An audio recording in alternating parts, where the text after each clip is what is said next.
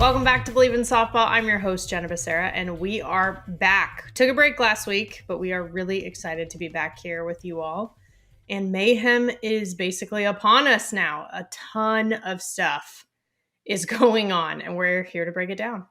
So first, some quick reminders for the show. Follow us on Instagram and Twitter at Bleav in Softball. That's BLEAV. Bleav in Softball is also on YouTube, so subscribe there. It's pretty cool stuff, I have to say. All right, let's go through today's batting order. First, we'll cover our bases, news and callouts from around the softball world. Then we'll head into today's interview with Amanda Freed, a legendary two-way player, one of my absolute favorite players growing up, who I got to call games with this year on TV. Pretty exciting. They say don't meet your heroes, but I'm glad I did, and I'm glad that you get to hear from her now. And this is part one, so stay tuned next week for part two as well. Then we'll end things with the foul tip of the week, which are tips to help us keep going and get better. All right, let's get started. Covering our bases. Our partners at BetOnline continue to be the number one source for all your betting needs and sports info. Find all the latest sports developments, including updated odds on the NBA and NHL playoffs, Major League Baseball, fights, and even next season's NFL futures. BetOnline is your continued source for all your sports wagering needs, including live betting and your favorite Vegas casino and poker games.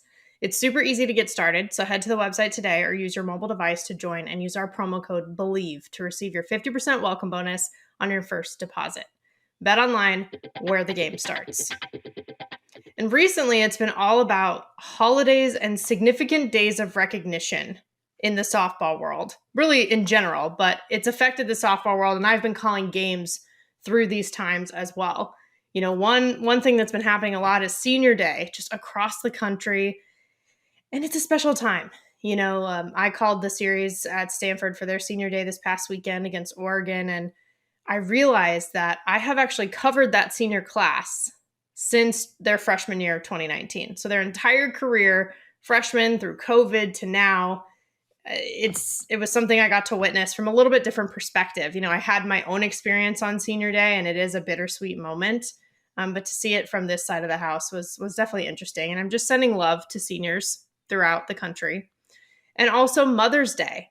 And one cool thing that, like I said, I got to call that Oregon Stanford series to be able to cover Jasmine Williams as an example. She's not the only one, but she is a mom, a student athlete, and her maiden name was Severs. If you remember, Jazz Severs used to be doing a lot of TikTok dances with Haley Cruz, for example, but she actually redshirted last year and she had a baby. Her son Z and her husband were actually in the stands for the very last Pac-12 series of the season for them. And to be able to just witness and also get to cover and feature that on such a special day. Like, it was Senior Day, but it was Mother's Day, and there was just so much going on, was really, really cool. Just one of the cool parts about this job, to be honest.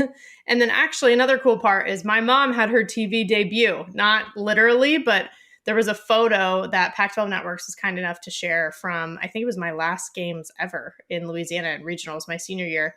And it was me in my uniform with my mom and my dad. And it was just in a celebration for Mother's Day, but just really the support system in general. They were mine. And I wanted to take a moment to just share some love with all the parental figures out there, biological or not, official or not.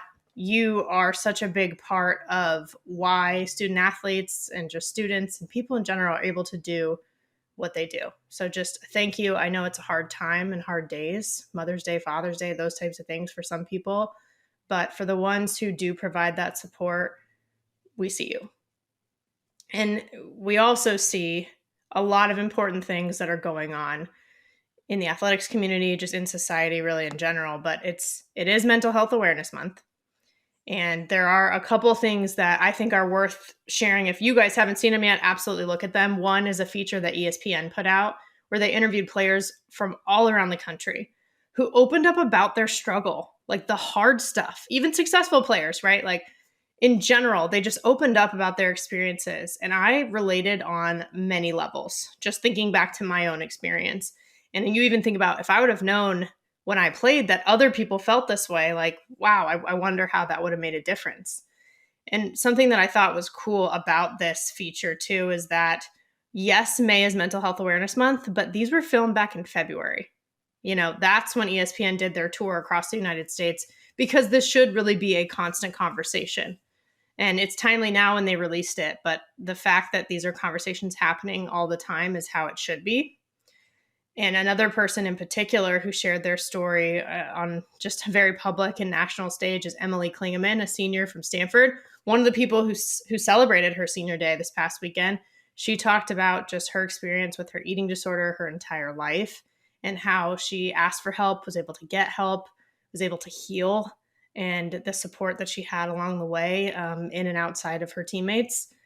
Really, really powerful. Just the fact that they shared. I'm very proud of all of them for sharing, because vulnerability is powerful, but it's really, really hard. And this is being talked about more and more, just mental health in general, for good reasons and for tragic reasons too. And we're going to get more into that in this week's Foul Tip of the Week. But right now, just across the board too, mayhem is here, like we discussed. Crazy games in college softball right now. You think back to Bedlam, right? The classic in-state OU Oklahoma State rivalry. And I love me a good rivalry. It's just next level, right? It's the fun part about college, in my opinion.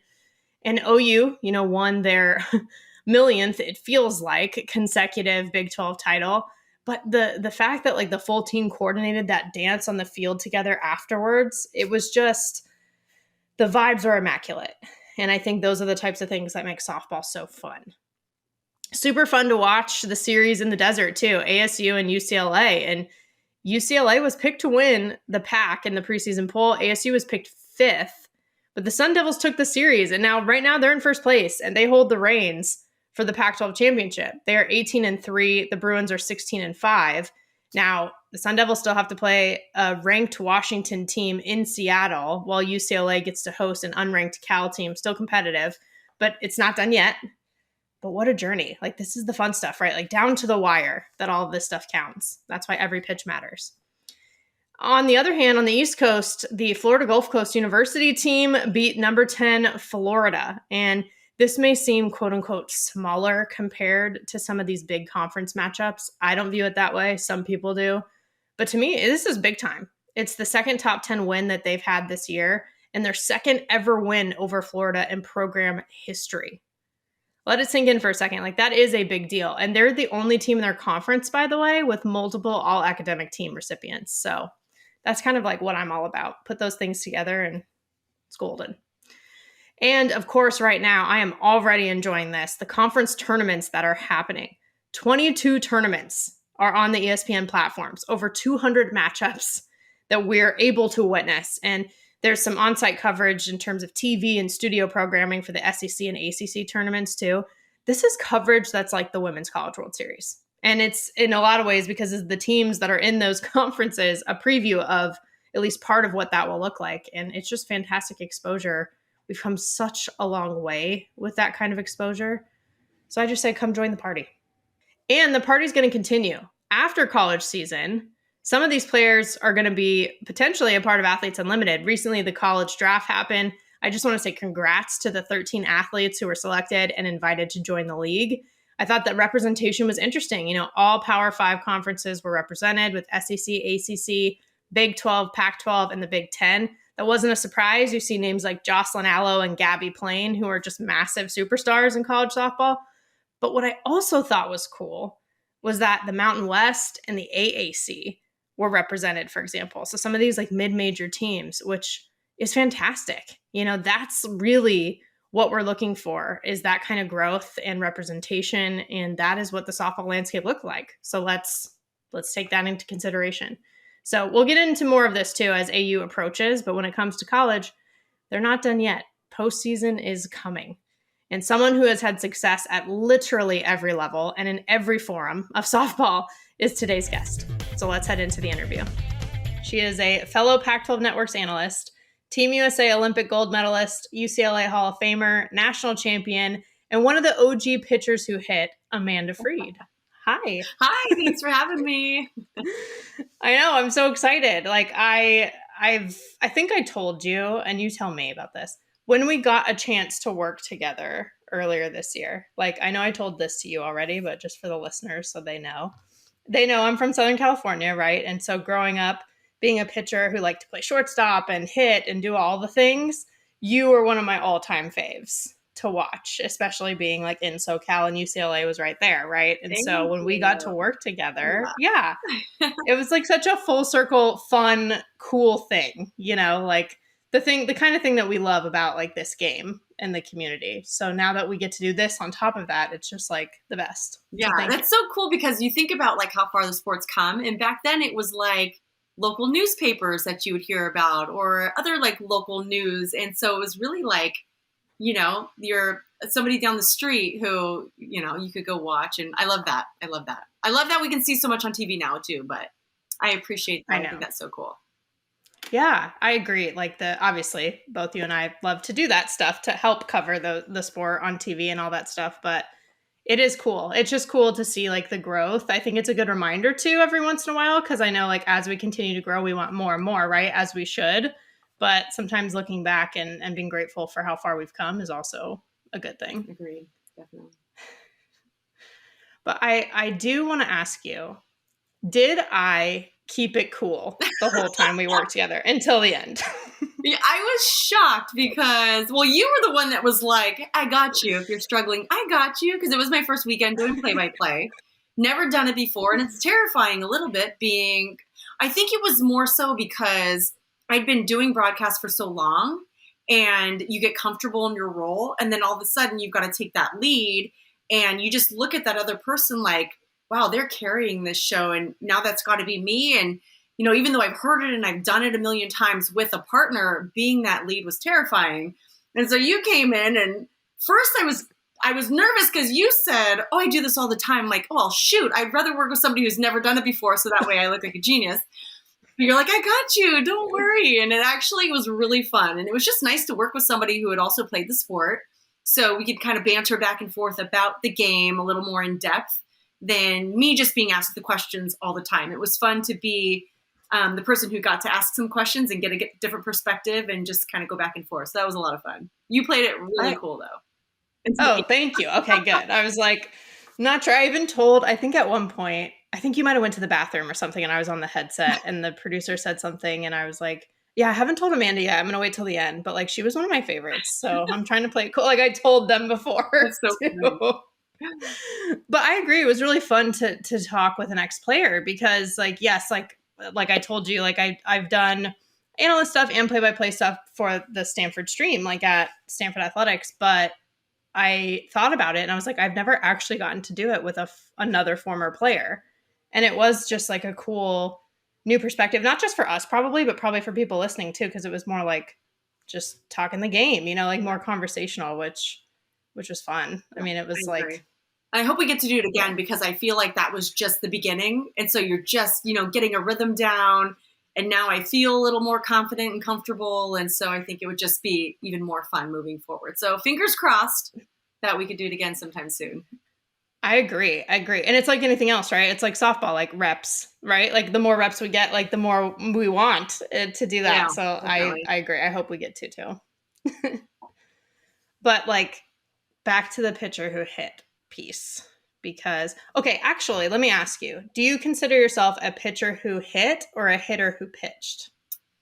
I think that it flip-flopped at the end of my career, like the last third of my career, because I'd always seen myself as a pitcher who hits, but I always played the field also. So I guess I just saw myself as an athlete. So I was never one thing or the other. I was a pitcher who hit when I wasn't hitting. Or when I wasn't pitching, when I was younger, playing shortstop or third. I transitioned into the outfield in high school, knowing that when you get to college, it's just an easier thing to go from pitcher to outfield. And thank goodness I had travel ball coaches who were very knowledgeable and helped me make that transition. But yeah, I didn't know the game any other way. So I was always a pitcher who hit, who played the field. And then I had an injury at the end of my career at UCLA, and I still pitched, but going into the national team stuff, it's hard to be kind of a pitcher on the mend when you're trying out for the Olympic team. So I became more of an outfielder pitcher or outfielder hitter who also pitched. So it was always a utility role, just a different flip-flop to it. Yeah. I really like this answer, meaning you just saying like, I felt like I was just an athlete. I think Yeah. that's actually the perfect answer because I've asked people before and they're like, well, some like on these days, I feel like a pitcher who hits. On these other days, I feel like a hitter who pitches. But I think you're right. It's kind of like, I don't know if one comes before the other. You're just an athlete. Yeah. Like that's the point. And I'm really fortunate that I never had to choose. So I was always an athlete before I was a pitcher. So pitching for me didn't really become my thing until I would say like 8th or ninth grade. So I was a little bit late. I grew really late. So I was very small. I didn't throw hard. So I was always playing the field because I was quick and I could hit a little bit. So yeah, I guess maybe that helped also. Nobody ever told me you have to make a decision or we need you to be able to pitch every game. It just kind of pitching came along with it. And so I had already established myself as a hitter and a fielder. And then when pitching came, it was like, well, I'm not giving up the other two. So better make room for me somewhere. And I just loved playing the field. Like I'm a very active person. I played soccer. I played just about every sport. So I don't think I could have played the game only doing one thing.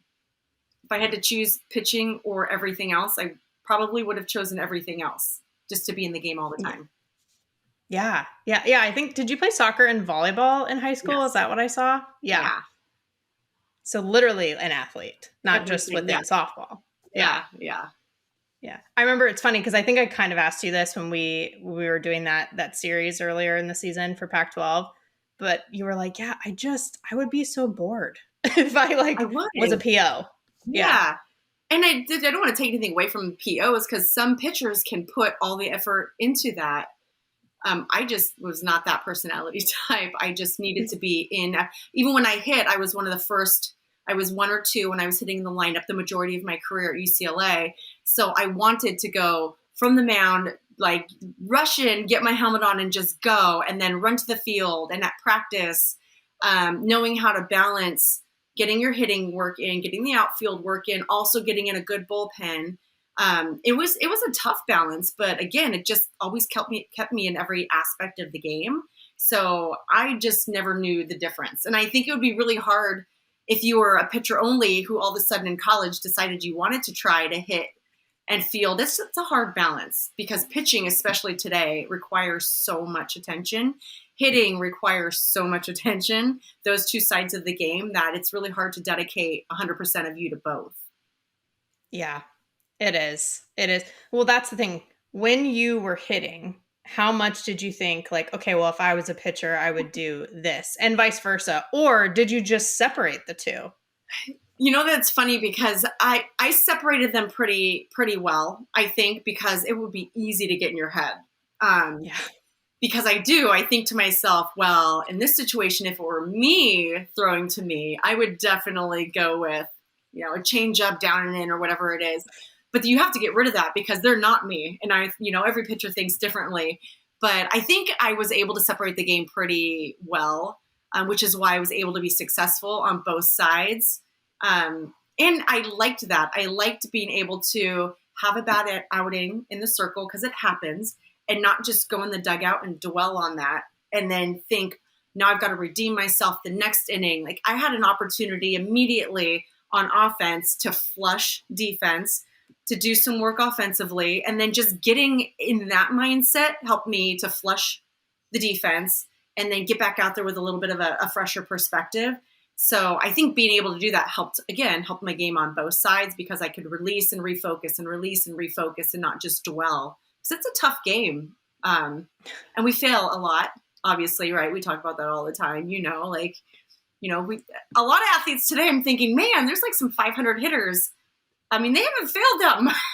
It was tough. It was tough to be a 300 hitter, but I enjoyed doing it all.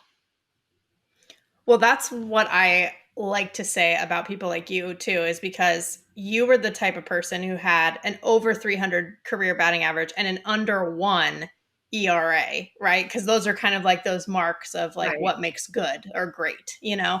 But at a time also when it was a lot harder to hit over 300, now it feels like everyone's doing that because of like the spread of information and technology and all these things. But at that time, like that was hard. Jenny Finch is like who you're looking against and you're like, UCLA, U of A, like rivalry at that point, right? Yeah. It's like you and her. Imagine that situation, right? And that was kind of like all throughout the Pac-12 and Pac-10 Yeah. at the time. I know. I know that it was a different game, and it's hard to think exactly how because I didn't play. I'm not playing in today's game. I know looking at pitchers, it's tough to be a pitcher today because you are scouted. You're on TV every weekend. So as a pitcher, it was probably to my advantage. But at the same time, we didn't have the technology. We didn't have a lot of things that were also adding advantage. So I think it kind of balances, both sides out, whether you played back then or now. Like you still had to make solid contact. I think the ball flies so much more today than it did when we played. Sometimes I wonder how many home runs I could have hit because I had a little bit of power when I hit it, but I didn't hit very many home runs at all. I was more of a gap-to-gap type of a hitter. But I wonder sometimes how I would have fit into today's softball culture because it is really different. Yeah. And you kind of played like during that transition, I feel like, though. Yes. Right? Like, very much. Yeah. Yes. Because it was like that. Let me think. 2009 to 2012. Yeah. And I feel like it was that transition. You're right. Like my senior year in 2012 was the first year in who knows how long that it wasn't a Pac-12 team. Mm-hmm. It was the first year of Pac-12 that year who won the championship. Like Alabama won. It was like SEC's first. So it was like a transition in that sense. And then also like the Danielle Laurie's and the Taryn Moatts like had left. They had graduated. And so it was like this new, I don't know, kind of like an end of an era and the start of a new one in a kind of way. So it was really interesting playing at that time for sure. Yeah, I agree. And just the television coverage, the super regionals had just a few years before that become a thing. And so more teams were in the tournament. So more teams were being seen and, recruiting started to spread wider across the country. I think that's when athletes really started to look, because as a California athlete, I don't know about you, but I wanted to stay relatively close to home. So you have your eye on the Pac. But now I think athletes are like, no, I want to get out of here. And so we're going all over the place across the country, which it's pretty cool for our sport to see so much parity. It is cool. And I feel like it's also, it used to be, it still is like very much a hotbed in California, especially Southern California, as we know, having grown up in the area. But I think because, some players started going more to the SEC, the ACC, like it started to become, even though their rosters for a long time were all California kids, now because that visibility and that information and like camps and clinics and things like that have been going on in those areas for a while, now there is more talent coast to coast also. So it's like softballs everywhere, which is cool. It is. It's fun. I love this time of year. I know, right? It's the best. It really honestly is the best. And especially like as we think to postseason, because I don't know about you. Tell me if you agree with this. I always think of it as like 3 different seasons, where it's like that preseason mode and then there's conference and then there's postseason, and it's like 3 in 1, and they're just different. Yeah. Like it's all part of the same season, but it's just a little bit different, even if it's just mentally. Yeah, no, I agree. And this season just feels like it flew by. I don't know. It felt long, but it also just, I think because I don't want it to end. And I'm just thinking, wow, conference is almost over. We're almost into May. May flies by. We've got regionals, super regionals. The Women's College World Series comes on. I'm so glad it's a longer format because I always get so sad near those last couple of days. Like, oh, just give me a 3-game series. Like all I want is a 3-game series. I don't even care who wins. I just want more softball. And then when it's over, it's like you go through a period of mourning for a couple of months. Like, oh man, now I got to wait a whole, another 8 months until we get to watch softball again. But yeah, it's definitely, I can see it in those 3 seasons. Yeah. And surprised at how fast conference play is going by. Specifically, I don't know why conference this season feels like it came and it's almost over. I agree. I don't know. Maybe we're just having fun. I guess that's what they say happens. But I agree with you. When the season ends, it is like that little bit of depression. It's almost like when you binge a show that you love on Netflix or something, and then it's over, and you're like, "Well, what do I do now?" Waiting for the next season. Like, when are they going to do it? Yeah. Yeah. Exactly. It's like, do we have to? Yeah. But what I thought was so cool about your experience too, because everyone knows about like the Olympics and obviously your college career, which are amazing. But I think it's really cool that you've won championships at every level, like not just those, also on the pro level. Like, right, you won a Coles Cup with the Bandits at the time, and even at the club level and the high school level, like Yeah. you've won championships. So to me, that's what's really, really cool, even, putting it all together comprehensively. Yeah, I don't know if it's luck. I mean, a lot of it has to be, right? Just like going down the right path and having the right guidance. And I've been really lucky to have some pretty good coaches. Like I've lucked out. Coaches that are still in the game that I played back, 14U, that are still coaching in travel ball. My college coaches are still around. So I feel like I've been really, really fortunate and, went to a good high school with great, talent, because at that level, you just never know. And we won a couple of championships there. And then at UCLA and, travel ball level, like you said, and then the pro level, who would have ever thought, So yeah, it's hard to look back on your career because when you're living it, you don't stop all the time and think, God, this is really cool. I wish I did. I wish I thought more about that. But instead it was like, what's next? What's next? What's that next thing? You always have that next goal. So yeah, I thought, yeah.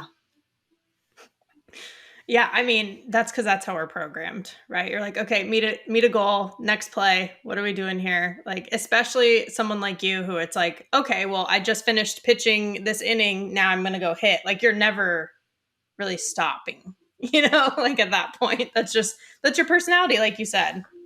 Yeah, no, I know. And then it's over.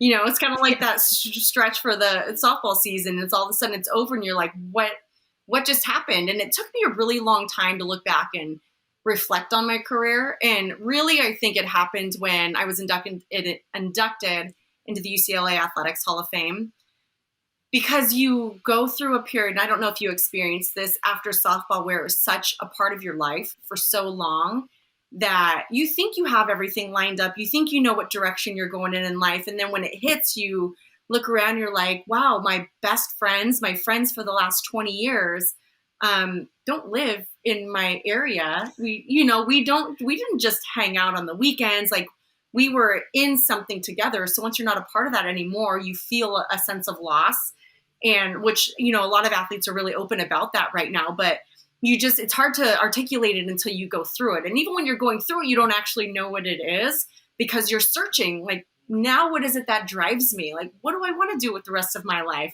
I knew it wouldn't be softball, but now what's that next thing? And being okay with, after being at that very top, okay, now I want to have a family. I want a sense of normalcy, if you will, but it's not as easy to just get there. So I think with the UCLA Athletic Hall of Fame, it was really a time for me to go back to kind of where it all started and really celebrate and look back. Enough time had passed because this was in 2018. So it was about, I don't know, almost 10 years since I had retired, 8 years. So I had my time to kind of, separate myself from the sport. And then at that time in 2018, I could look back and be like, wow, that was cool. I was really fortunate. These were all the people who helped me to get there. And that was one of my coolest experiences. And I think one of my greatest accomplishments, even more so than the Olympic gold medal, because that was an event, but I feel like UCLA was recognizing, more than just an event. It was kind of a legacy recognition, which I really appreciated. Well, and think about who is in the UCLA Athletics Hall of Fame. Like, this is not a casual, right? Like, this is not a casual thing that they just invite whoever to. And that, like, not just softball, it's like for all the sports, but then you look at softball on top of it being probably one of, if not the, like, most elite sport at UCLA historically, right? So it's like, I'm sure you can't help but like be like, wow, this is like, let yourself celebrate it. Yeah, I knew it was fun. I knew I did pretty well doing it, but at the same time, like, so did everybody else who went through that program. So yeah, it was just nice to be recognized. Yeah. Yeah, it's hard to play softball at UCLA and like not win a national championship.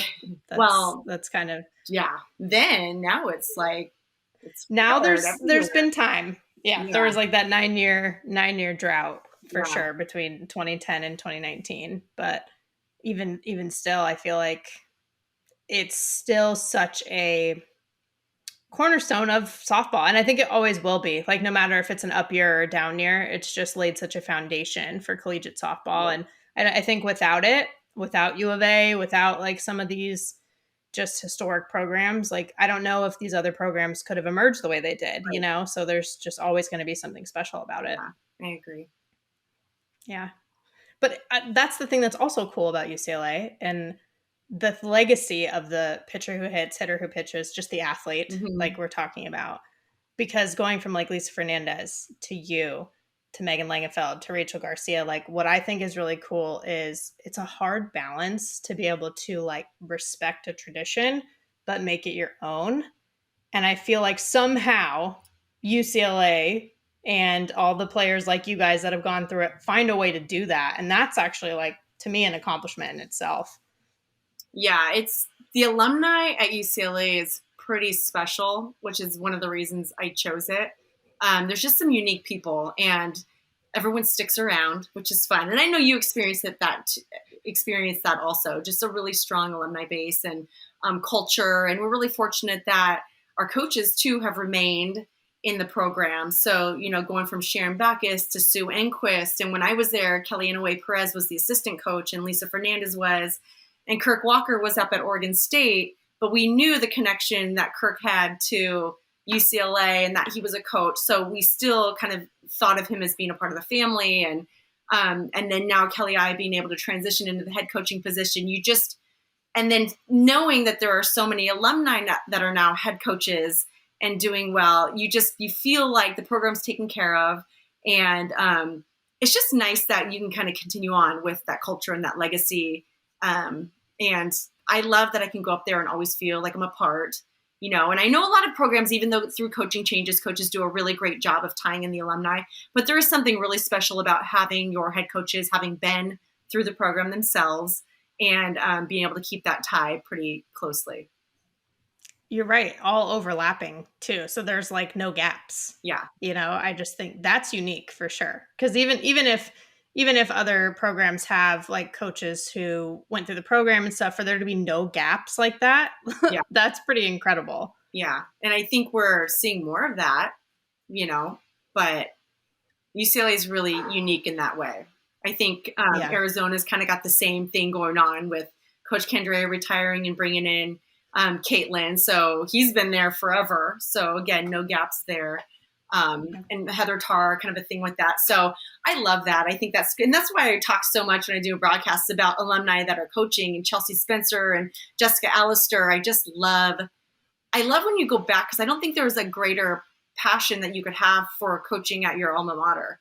You go, and I know Jessica Allister has talked about how much she loved Minnesota, and what she was able to do there was just fantastic. But there's something about coming back to your alma mater and making it your own, or revamping it and recreating. And I'm excited to see what those two coaches do, because they're still young and they've got so much energy and passion for those programs. And the programs have a lot of room for growth. And we're starting to see it in the Pac. So I think they're just at the beginning of it. It's going to be exciting. Yeah, I completely agree. I think it's going to serve the Pac-12 well, especially in terms of building up facilities and all that good stuff. Like you couldn't have more passionate people. Yeah. But what's also cool is you competed against Chelsea. Did you compete against Jessica Allister too? Both of them? Yeah. Yeah. Was just 1 year behind me, maybe. Ooh, I feel like that sounds right. Or like a little bit of overlap. Yeah. And then Chelsea I want to say she was a freshman when I was a senior. Something close to that. Yeah. And they were both very cool. It's hard. Like I remember them as athletes, and I remember pitching to them, and I remember playing against them. So it's kind of funny to see them now as head coaches and talk and kind of act professional.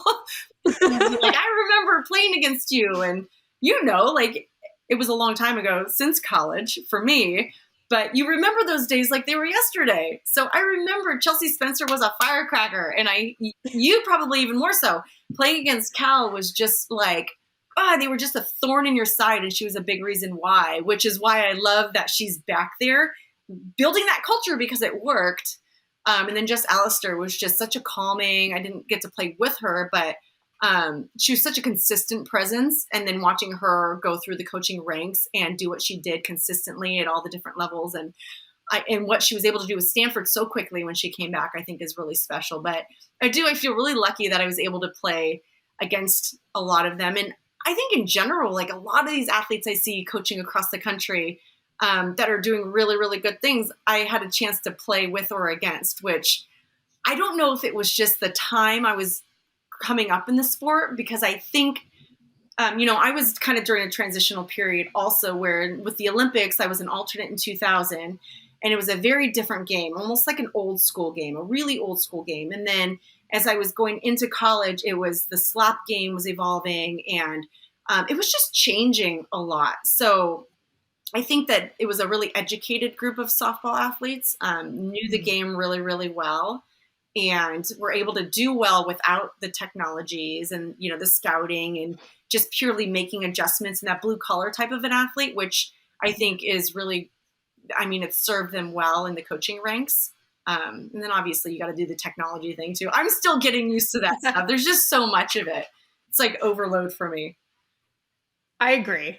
Because for the most part, I'm like, okay, I'm just trying to see the ball hit the ball here. Right. Like that's like, ultimately, like if you had to boil it down. Yeah. But then I'm like, oh, they watched some software where they could see like the launch angle and like all this stuff. I'm like, I don't know what's happening to a certain degree. But I think that's cool because this is like when I get to the point where it's like, well, back in my day, or like back when I used to watch growing up or whatever it is. But sometimes I think there are flashes of that blue collar sort of mentality or approach that we have in today's game. But that's one thing that I'm like, I wish we had a little bit more of it. Like, I like the technology and the advancement and the involvement. Like, it's good. It has to happen. But once in a while, like that's kind of what gets me fired up when we see that. Like we're calling games or whatever it is, because it's not quite the same. But yeah, it's like plays you can't practice, and exactly balls that you can't practice hitting off of a pitcher and situational type of stuff. Yeah, I like when athletes kind of think outside the box and go off the cuff. And Sis Bates was a good example of that. She was just fun to watch because you look at her and you're like, you are not the stereotypical athlete that's supposed to be doing the things that you're doing, but she would make plays that. And you talk to her and she's like, I played backyard ball with my brothers. Like, that's what it used to be about, right? Like, I grew up in my cul-de-sac. I had 3 siblings, and we would pick those little, nuts off of the tree and get a stick. And I know it sounds like super archaic, but we would just like hit nuts over the neighbor's yard and like home run over the fence, or get a wiffle ball, and we spray painted, bases in the cul-de-sac. But that's just more of what it was about. We didn't have a lot of the structured practices, which I'm super thankful for, because it made me want to be better on my own and think creatively how I could do that, not having all of the stuff, the equipment, the technology, the private lessons. I did my pitching lessons, but didn't do fielding or hitting or anything like that. And even travel ball, we didn't really have everything that they have today. We didn't play every weekend. We practiced once a week. It was a long practice and it was a productive practice, but you were responsible for yourself when you went home. And I'm super grateful for that. I wish maybe, sometimes we had a little more resources, but I think athletes, so COVID was kind of fun that was really probably the worst statement I could have made. It was not fun. COVID was not fun, but during that period, I was doing a streaming with Darren Sutton, a Sirius XM college softball show. And we'd have athletes on from all over, and we talked through COVID. Like, what are you doing? Like, what are you doing to keep yourself busy? What are you don't have practices. You don't have the field. What are you doing? And just to hear what they were coming up with, you're like, this is what it's about. Like, isn't the game fun again? And a lot of the athletes like went one direction or the other. Some realized I don't miss it very much because they never had the opportunity. And once they're done, it's like, God, I feel relief not having the game. Well, that's a telltale sign. And then some athletes thought, oh my gosh, like I really miss this. I needed a break, but God, I love it and I miss it. And then they were getting creative with how they would, work on their swing or pitch in their garage when you had maybe a bow net and a couple of balls. But it was really fun to listen to how they were getting creative and just kind of bringing it back to the old school style. It's a great point. And that's it, these are not things that we ever want to happen or wish to happen, but sometimes in those like extremely hard moments, that's when that happens. Cause it's like when all else fails, if you don't have like the fancy field or facilities or the technology and you can't go to the batting cage or whatever it is, like what is it that you love about it? And like, how much do you want to try to make something happen, even if it's just on your own, right? Like, and it does go back to like that backyard stuff, like throwing a ball against the wall and just fielding off of that, right? Like whatever it takes sort of mentality, which is definitely at least a silver lining from that year. Little back there, but hope we maintain some of the philosophies that we learned. Yes, on our own. Exactly. Yeah. I've said it before, but this really is one of my favorite parts about the show. Just the connections made, the relationships built, the full circle moments, and just good conversation, So I'm excited to have had you with Amanda and I on this ride. And we'll get to finish it too with part 2 next week. So stay tuned. And with that, let's transition to the foul tip of the week. This week's foul tip is about taking a break. This is super top of mind for me right now because, as you know, we took a break from this show last week. And there was a lot going on in the softball world at the time. Good stuff, right? It's mayhem. You heard about some of it in covering our bases. But to be completely honest, I was overwhelmed, just personally. And if you're familiar with the social scientist Brené Brown and her work with emotions, she talks a lot about the difference between stress and being overwhelmed. So stress is like pressure, but it's manageable. And you can logistically and emotionally take on actions, even if you're concerned about the time and effort you have to put into it. You can still do it. But overwhelm is an extreme level of stress and emotional and cognitive intensity to the point of feeling unable to function. So this is next level. So with work, I was stressed.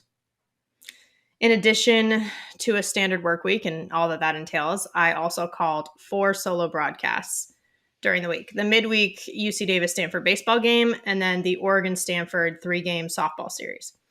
And it's a lot of work. Like for those that are a part of this industry, you do a lot of research, a lot of due diligence, a lot of conversations. Like you want to give these women and men, in the case of baseball, what they deserve in terms of coverage and their stories. So it's not easy. And that was one thing. But with my personal life, it was a lot more than that. For one thing, it was my grandfather's memorial service. And I had written and given the eulogy, which meant a lot to me. And I don't know if I was overwhelmed because I think I could ultimately, at the end of it, still function. But I realized that I needed to process everything. I needed to be present with my family, and I needed to let myself feel my feelings. The distractions had been helpful up to that point, but it was just time for me to sit with it. I needed that. And it was a mix of all the feelings, good feelings, bad feelings. I was anxious because I wanted to give a eulogy that he deserved for him, for my mom, and for myself, because I think for me, it was part of my process to heal. Then on top of that, there was just stuff that's way bigger than me. The tragic news about the student athletes that we've lost recently, Katie, Lauren, and Sarah.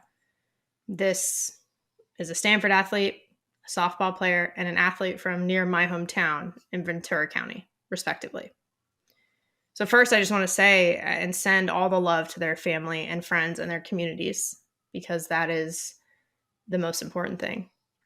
But on a personal level, when I was in my own processing, I couldn't help but think about how close to home it is for me. I didn't know them as people, but I know those communities because they were mine too. And the thought that it could be somebody like you and people you care about and know well, that punches you in the gut. So that realization that it could be anybody, right? Like Katie, for example, was described as the most energetic, full of life presence at Stanford. So it's not like it's a personality thing. It's bigger than that. Lauren went to the Women's College World Series last year and had a historic season for JMU. She was a starter. She was named the Conference Player of the Week just a day or so before. So it's not just about performance. It's bigger than that. And to see that JMU canceled the rest of their season, I was sad for the seniors especially, but I also have this feeling of them having their priorities straight and allowing everyone to heal. And then that makes you think about your own priorities. So with all of that, I could keep going, but with all of that, basically my mental health was strained. Something had to give so that I could give myself the space I needed first. And then even some of that support for my other loved ones in some of the things that were going on. And it goes against my grain to skip something that I've committed to, especially when there was, so much softball to cover too. It's like, would I miss the boat? Am I letting the listeners down? Do I bring less value if I'm not consistent no matter what? And then I thought to myself about how it's Mental Health Awareness Month and how supportive I am of others, friends, family, coworkers, the softball community, even strangers, just in taking care of themselves. So why don't I do that for me? If there's any lesson, that's it. Not only is taking a step away sometimes a healthy thing to do, like in my case, but I do think it's more productive in the end anyway. And it's one of the hardest lessons that I have learned. I've pushed myself through so many times when I shouldn't have. And it resulted in more damage to me than it did in progress towards whatever I was trying to accomplish. So after taking that break, I guarantee that this is a much higher quality podcast, even if it is a week later, than I intended to release this next episode. And this seems like such a small example because in some ways it is, but it's really about getting in the habit of taking care of ourselves and consistently making that decision. That means choosing ourselves and giving ourselves grace when we do that. And by no means am I saying that this is some sort of solution for everything. Not at all. But it is something that we can do, all of us, now. And it might be kind of counterintuitive to think about, let's take a breath or a break during mayhem, right? It's the busiest time of the year for our sport, but maybe that's actually why it's more important than ever. So that's it. Take a break. That's the foul tip of the week. You've been listening to Bleav in Softball, part of the Bleav Network and presented by BetOnline. The show is available anywhere you get your podcasts, wherever you listen, including Bleav.com. And you can watch the videos on YouTube too. Subscribe and rate and review it if you liked it. I appreciate your support, and I just want to know what you think. Follow us on Twitter and Instagram at Bleav in Softball. That's BLEAV. And you can always reach out to me on Twitter at Jenna Becerra01 and Instagram at Jenna Becerra as well. As always, thanks for tuning in and catch you soon.